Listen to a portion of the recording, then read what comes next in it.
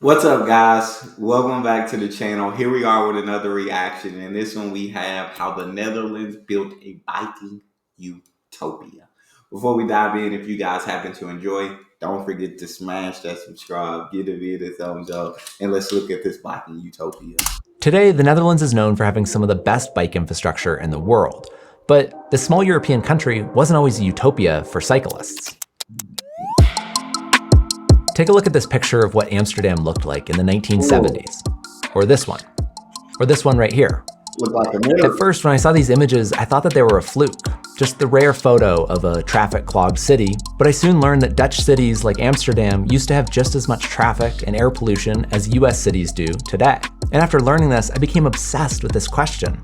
How did Dutch cities go from looking like this to this? In this video, I want to share what I learned with you and tell you why I think there might just be hope for my car-obsessed society here in America. In order to understand how the Dutch built a biking utopia, we have to go back in time a little bit. We have to go back maybe to the 1930s, 1920s, 1930s, when we got more and more cycles. That's Marjolein, who co-authored a book on the history of cycling in the Netherlands.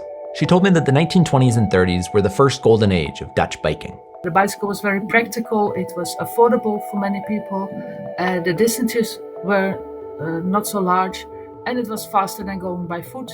But World War II changed everything for cycling in the Netherlands. In 1940, Nazi Germany invaded and began a 5-year-long occupation of the country. During the occupation, the Germans did two things. They imposed tire rations, which made it difficult to buy a new bike and repair an existing one. And then they also stole bikes, the exact number of which is sort of unknown and one of these historical mysteries, but some estimates put it at as high as 50% of all bikes in the Netherlands. Because of all this out here stealing bikes. What y'all stealing bikes for, Germany? What y'all got to steal bikes for? I know it was way back when. Why were they stealing bikes? The cycling traffic fell by 50% during and after the war. But the war had one other major influence on cycling. According to one estimate, 60% of all transportation infrastructure in the Netherlands was destroyed during World War II. Roads, bridges, and tunnels were all bombed during the war. In fact, some cities like Rotterdam were completely flattened. And all this destruction forced the Netherlands to basically rebuild their entire country from scratch.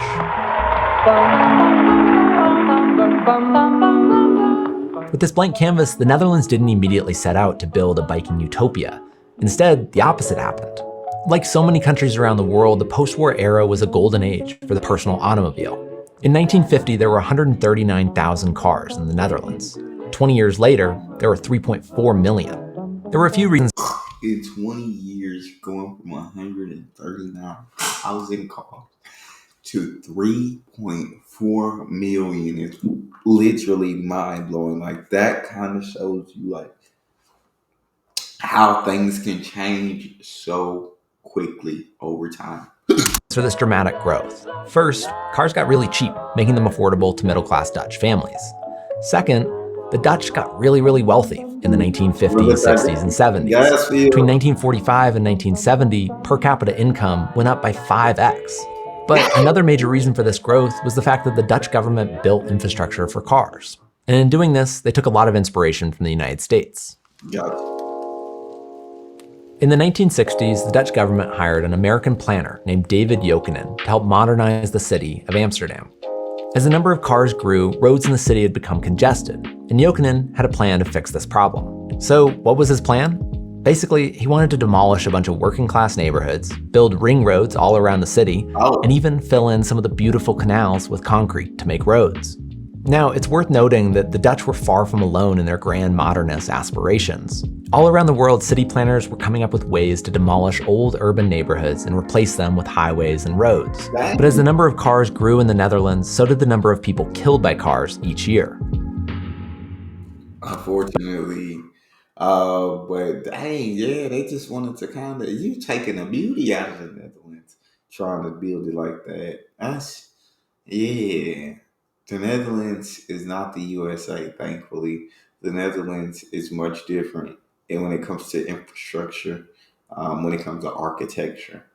But yeah, definitely glad that the Netherlands didn't fill in them canals with cement. By the 1970s, 3,000 people were being killed by cars each year. And that was really cause for outrage all over the Netherlands. And especially the outrage was focused on children being killed in traffic. In 1971, 500 children were killed by cars. One of those children was Simone Langenhoff, who was struck and killed by a car on her way to school. In response to this tragedy, her father, a journalist, wrote a newspaper article with the title, "Stop de Kindermoord," or "Stop Murdering the Children."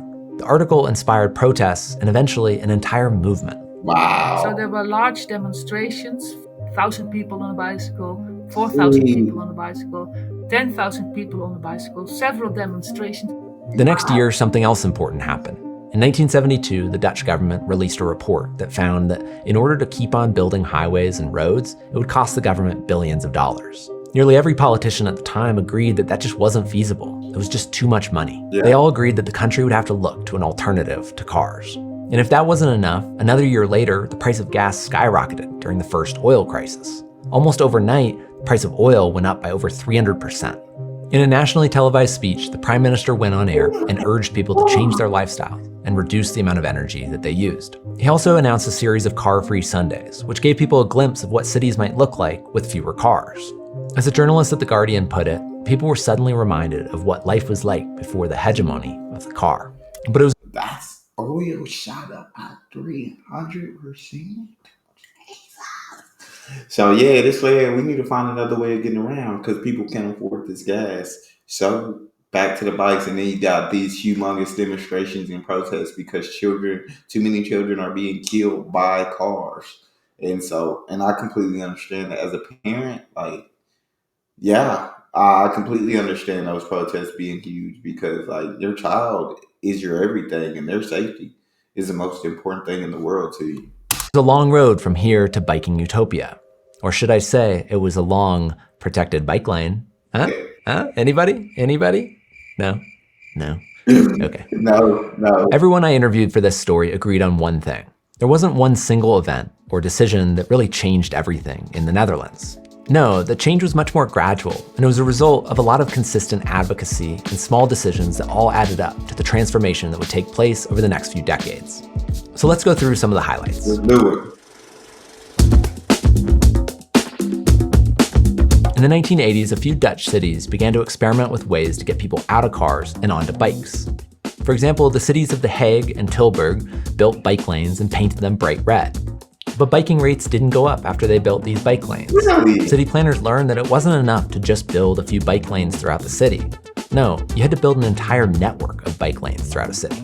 Around the same time, Delft began running their own experiments. And rather than build a few bike lanes throughout the city, they decided to build a citywide network of bike lanes. And as a result, bicycle use went up by 6% and driving went down by 3%. It was considered an early success. In the 1980s, the Dutch government went on a bike lane building spree. Over 10 years, they built about 7,000 kilometers of bike lanes, increasing the total number of bike lanes in the country by 70%. But despite the growth of the network, people weren't really biking that much more. In 1990, Dutch people biked 12.8 billion kilometers. 4 years later, in 1994, they biked 12.9 billion kilometers. Now, I'm not that great at math, but I know enough to know that that's not that big of a difference. Yeah, nothing really shifted. Those numbers didn't change anything at all. As one expert wrote, the construction of a network of bicycle routes is insufficient in itself for bringing about a sustainable increase in bicycle use. Simultaneous execution of a policy discouraging car use is deemed necessary. In other words, if you want people to bike, you can't just make it pleasant to bike, you have to make it a pain to drive. Ooh, that's a good point.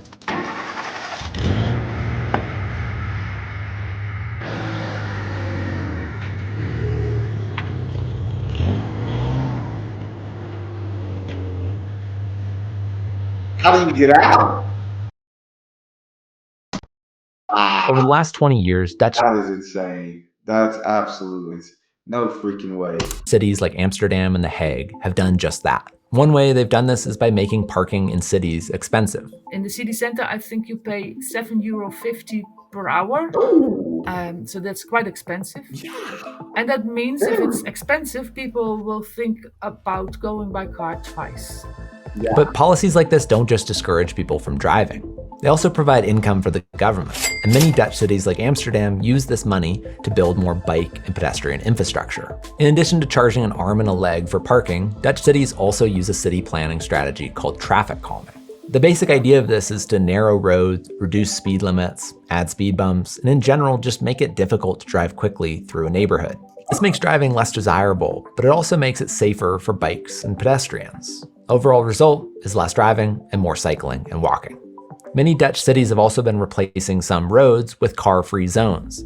As the name implies, these are basically areas of the city where cars can't go, with the exception of delivery trucks and emergency vehicles. Yeah, I feel like that's so freaking nice. Like the Dutch just figured it out. But I agree, you can't just promote bikes.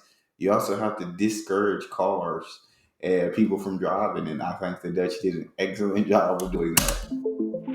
And all of these changes have had an incredible effect in the Netherlands. Remember how earlier I mentioned that in the 1970s, about 500 children were dying from car fatalities every year? Well, 4 decades later, in 2010, 14 children died from car fatalities, a decrease of 97%. Compared to the United States, the Netherlands has 3 times less car fatalities per capita. If the US could replicate this, we would save over 20,000 lives per year. And all of this biking is improving people's health. Everywhere in Europe, obesity rates are growing, with one exception, the Netherlands. As Melissa and Chris Brunlet point out in their book on this topic, similar biking rates in the United States would save a staggering 125,000 lives each year. And of course, that'd be such a good way for so many Americans just to get out and be active, because a lot of us are not. This is great for the planet too. In the United States, the average person emits 5.4 tons of CO2 per year driving. Dutch people, on the other hand, drive much less, and as a result, they emit 3 times less CO2 per year from their cars. Oh, wow. For me, I think there's one big takeaway in this story, and I think it's this. We tend to look at our societies as fixed and basically stuck the way that they are. We think America is always going to be a land of strip malls and highways, or we think that the world's always going to burn fossil fuels and keep polluting our air. But the reality is that none of these things have to be true. The story of the Netherlands is proof that societies can and do change. And sometimes that change happens really quickly. But as we saw, these transformations don't happen on their own. They happen because of people like the activists that started the Stop the Kingdom War movement. They happen because of government employees that probably don't really get the credit that they deserve. And they happen because people like me and you show up to town meetings and ask for this stuff. But the first step in making these changes and building better cities is believing that we can do it in the first place. I felt that. I absolutely felt that. That was a great video. Yeah, because I always say, like, that's great for the Netherlands, but I just don't think that could happen in the US. But he's right, the first step in making it happen is believing that it can in the first place. And maybe over time, right, we start looking at our fatalities by car and we say, you know what, let's build the biking trails. We'll see. That's all we have. If you guys enjoyed, please don't forget to subscribe. Give it a bit of thumbs up. Check out the next. I'll see y'all next time.